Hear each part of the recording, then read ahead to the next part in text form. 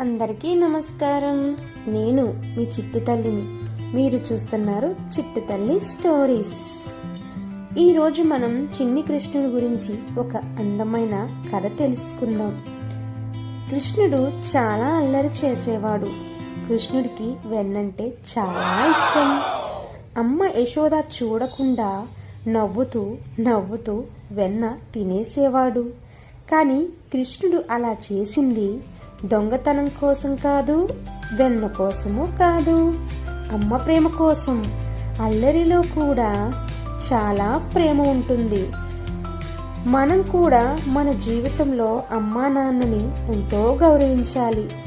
మీకు ఈ కథ నచ్చినట్లయితే చిట్టి తల్లిని లైక్ చేయండి, సబ్స్క్రైబ్ చేసుకోండి. మీకు ఇలాంటి కథలు కావాలంటే గంట సింబల్ క్లిక్ చేయండి.